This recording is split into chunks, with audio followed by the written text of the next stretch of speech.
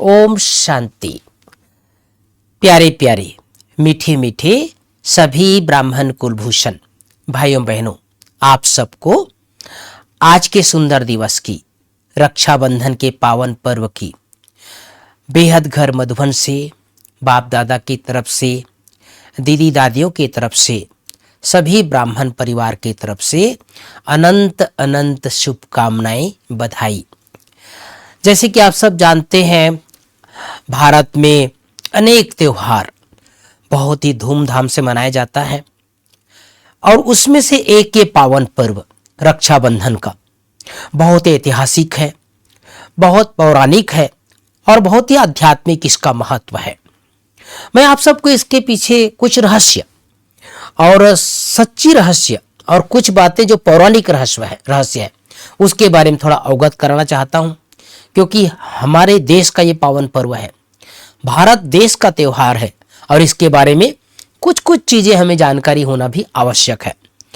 भाई बहनों, वास्तव में समय प्रति समय भारत में ऐसे अनेक विद्वान, अनेक राजनेता, अनेक धर्म नेता अवतरित होते हैं, चाहे पैदा होते हैं, जो अनेक कार्यक्रम को शुरुआत करते हैं। मुझे याद आ रहा था जब मैं आज ये क्लास रिकॉर्डिंग कर रहा था, तब एक समय था जब भारत में घर घर तिरंगा नहीं हुआ करता था, लेकिन आजकल आप देखते हैं जब स्वतंत्रता दिवस का दिन होता है या 26 जनवरी का दिन होता है, हर व्यक्ति अपने अपने घर में राष्ट्रीय तिरंगा, राष्ट्रीय जो ध्वज है वो अपने घर में लगाया जा सकता है। एक शुरुआत हो गई। इसी तरह से जो ये रक्षाबंधन का पावन पर्व है, ये पूरे भारतवर्ष में मनाया जाने लगा जब बंगाल का विभाजन हुआ। आप सब जानते हैं बंगाल जो दो भागों में बटा, पश्चिम बंगाल और बंगाल। तो उस समय स्वदेशी आंदोलन चला था और स्वदेशी आंदोलन चलाने के निमित्त थे हमारे श्री रविंद्रनाथ टैगोर जी। तो ये टैगोर जी ने शुरुआत किया था पूरे भारत में कि हम सबको रक्षाबंधन का पावन पर्व एकता को सूत्र पिरोने के लिए या एक राष्ट्र की एकता के लिए मनाया जाने लगा और उसके विचार से पूरे भारत में इसका पावन पर्व पूरे भारतवर्ष में सभी देश के नागरिक एक साथ मनाने लगे। लेकिन इसके पीछे एक प्राकृतिक महत्व भी है। आप सब जानते हैं, हमारा देश जो है ना, हमारे देश का हर नागरिक, चाहे वो किसी भी धर्म के हो, किसी भी जाति के हो, प्रकृति से प्यार करते आए हैं। ये हमारा देश ही है जहां पर लोग सुबह उठते ही सूर्य को प्रणाम करते हैं, सूर्य की आराधना करते हैं, चंद्रमा की भी पूजा करते हैं, जल की पूजा करते हैं, नदियों की पूजा करते हैं। लेकिन रक्षा जो बंधन है, इसके पीछे भी हमारा रहस्य है, प्राकृतिक महत्व है कि पुराने जमाने से लोग पीपल के पेड़ पर, बरगद के पेड़ पर, और इवन यहाँ तक कि हमने तो अपने बचपन से देखा है हर घर में तुलसी का पौधा होता है और वो तुलसी के पौधे को भी राखी बांधा जाता है। अर्थात ये प्रतीक है कि हम सब जो भारतवासी हैं वो प्रकृति प्रेमी रहे हैं, क्योंकि प्रकृति की रक्षा करना ये हमको बचपन से सिखाया जाता है। तो प्रकृति को भी राखी बांधते हुए हम सब पले बढ़े हैं, आगे बढ़े हैं। कुछ पौराणिक कथा आप सबको सुनाना चाहता हूं। वैसे तो अनेक कथाएं हैं, लेकिन मैं 2-3 कथा ये रक्षाबंधन के ऊपर जो मान्यता प्राप्त कथा है वो बताना चाहता हूं। पहला है, आप सब जानते हैं जो राजा बलि था उसके बारे में कि वो जब भगवान विष्णु जी जब वामन अवतार के रूप में जन्म लिए थे, उस समय वो बहुत दानी थे, है ना, दान वृत्ति थे, हर चीज को दान करना जानते थे। कोई भी उसके द्वार पर आया तो वो बिना दान के नहीं रहते थे, जो मांगा वो दे देते थे।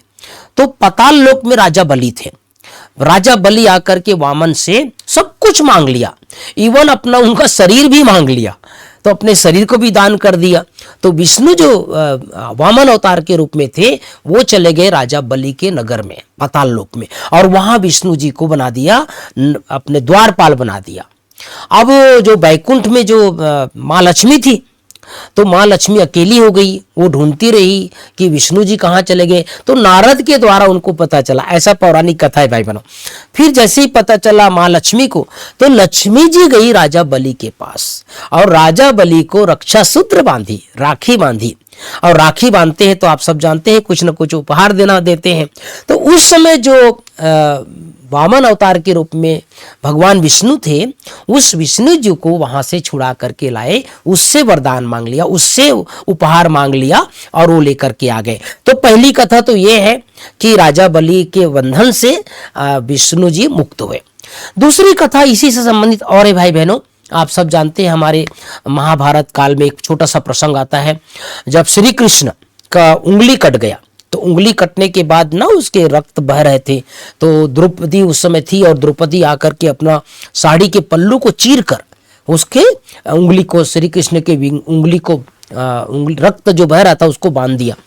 और उसी समय एक प्रकार से बंधन में बंध गए श्री कृष्ण जी, कि उसको कहा कि जब भी आपके जीवन में कोई संकट आए और आप जब पुकारोगी मैं हाजिर हो जाऊंगा।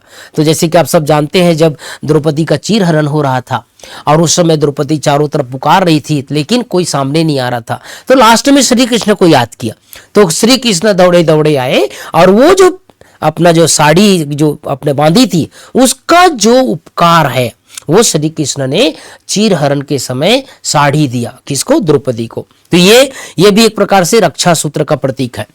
इसी तरह से भाई बहनों एक और सुंदर सा प्रसंग आता है यमराज और यमुना का। जैसे कि आप सब जानते हैं यमराज तो यमलोक में रहता है और उसकी बहन नदी यमुना नदी, तो कई बार वो यमराज अपने बहन से मिल नहीं पाते थे। बहुत सालों के बाद अपनी बहन से मिलने आए यमुना से। यमुना नदी जो बहुत भारत में बहुत प्रसिद्ध है, गंगा यमुना सरस्वती। तो यमुना ने उस समय प्रकट होकर के अपने भाई यमराज को राखी बांधे। तो यमराज ने यमुना को वरदान दिया अमरत्व का। और इसलिए कई बार आप सब सुने होंगे बाबा की मुरली में कि नदियां तो प्राचीन काल से चली आ रही है, सतयुग से लेकर चली आ रही है। तो ये प्राचीन काल की कथाएं हैं जो हम सबको जानना जरूरी है। इसी तरह से ऐतिहासिक, ये तो हुआ हमारे पौराणिक कथा। ऐतिहासिक, जैसे मैंने पहले ऐतिहासिक बताया रविंद्रनाथ टैगोर जी का, एक ऐतिहासिक प्रचलन और है इसके ऊपर, और वो है भाई बहनों जब गुजरात का जो शासक था और उसका नाम था सुल्तान बहादुर शाह। वो एक बार जो राजस्थान में चित्तौड़ है, आप सबने सुना होगा इतिहास में, चित्तौड़ के ऊपर आक्रमण कर दिया। और चित्तौड़ के ऊपर आक्रमण किया तो उस समय जो चित्तौड़ की रानी थी, विधवा थी, वो कर्णवती थी, है ना। अभी कई बार आपने सुना होगा कर्णवती का नाम। तो कर्णवती के राज पर आक्रमण कर दिया, किसने? गुजरात के शासक ने। तो उस समय विधवा थी, उनके पास इतने बड़ी सेना भी नहीं थी।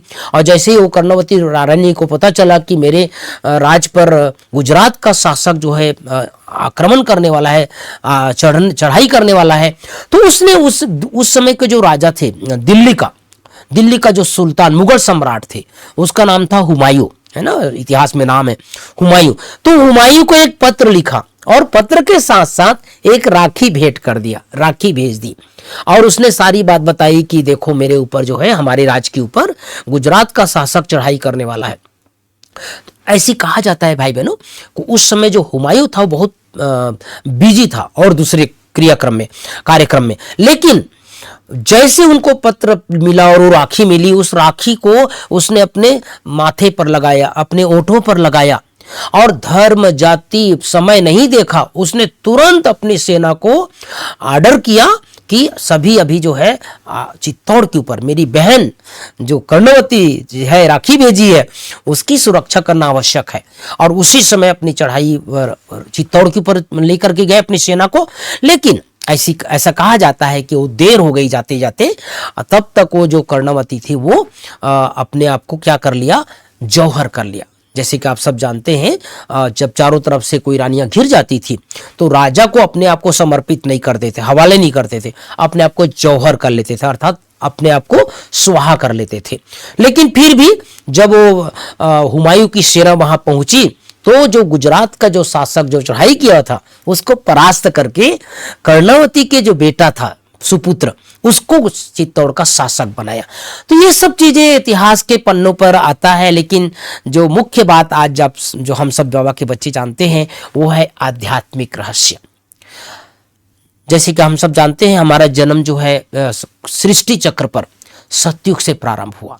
सतयुग से चक्र लगाते लगाते त्रेता के बाद द्वापर, और द्वापर में आने के बाद हम सब बॉडी कॉन्शियस में आ जाते हैं, देह भान में आ जाते हैं, और उसके कारण ही हमारे अंदर विषय विकारों की प्रवेशता होती है। काम, क्रोध, लोभ, मोह, अहंकार, ईर्ष्या, द्वेष, आत्मा की शक्ति क्षीण हो जाती है। जब कलयुग का अंत आता है तब आत्माएं भगवान को पुकारती अपनी रक्षा करने के लिए, है ना। वैसे तो ये रक्षाबंधन का पर्व ये है कि भाई बहन भाई को राखी बांधती है और वचन लेती है कि भाई भैया जब भी मेरे ऊपर जीवन में कोई संकट आए तो आप मेरी रक्षा करना। लेकिन परमात्मा कहता है कि अपनी रक्षा स्वयं कर लो। यहां पर भाई बहन की बात नहीं है, यहां आत्मा की बात है। आत्मा भिन्न भिन्न नाम रूप शरीर धारण कर, चाहे वो बहन का शरीर धारण की है चाहे भाई का शरीर धारण की, आत्मा तो आत्मा है ना। तो यहां पर परमात्मा जो परम रक्षक है, जो परम सदगुरु है, जो परम पिता है, वो परमात्मा आकर के हम सबको सत्य ज्ञान सुनाते हैं और पवित्रता की राखी बांधते हैं। महत्वपूर्ण बात यह है भाई बहनों, पवित्रता की राखी बांधते हैं मन वचन कर्म से। जो आत्मा जितना पवित्र रहता है अपनी रक्षा स्वयं करता है। इसलिए आज के दिवस का हमारे आध्यात्मिक जीवन में बहुत महत्व है और इस चीज को अपनाना है। जब तक संगम युग है तब तक मुझे अपने मन वचन कर्म से पवित्रता की धारणा करनी है, पवित्रता की पालना करनी है। हम सब मधुबन में देखते हैं बहुत धूमधाम से राखी मनाया जा रहा है आज भी, चाहे शांति वन में, चाहे पांडव भवन में, चाहे ज्ञान सरोवर में। हमें तो वो दिन याद रहते हैं भाई बहनों, जब बड़ी दादी थी ना तो सभी डिपार्टमेंट वाले बड़ा बड़ा राखी पांडव भवन में, ओम शांति भवन में लेकर के जाते थे आज के दिन। और सामने बड़ा बड़ा हर डिपार्टमेंट वाले, बिजली वाले अलग, कारपेंट्री वाले अलग, किचन वाले अलग, और किचन में भी रोटी वाले अलग, टोली वाले अलग। तो और बॉम्बे से खास मुनुंद की सेवा केंद्र के भाई बहन आते थे बड़ा बड़ा पूरे ट्रक में राखी लेकर के, और वो सामने सजाया जाता था। तो बड़ी दादी कहती थी राखी है कि राखा है, ऐसे बड़ी दादी कहती थी। और सब दिन भर को दर्शन के रूप में, अर्थात उसको दर्शनी के रूप में रखा जाता था। सारे दिन लोग, भारत वाले भी और भी बाहर वाले जो आते हैं वो सब भी उस राखी को देखा करते थे। तो ऐसी हमारी यज्ञ की प्रथा रही है।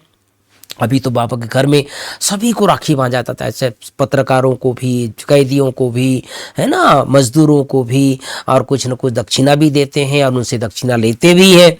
तो ये सुंदर प्रथा आज भी चली आ रही है।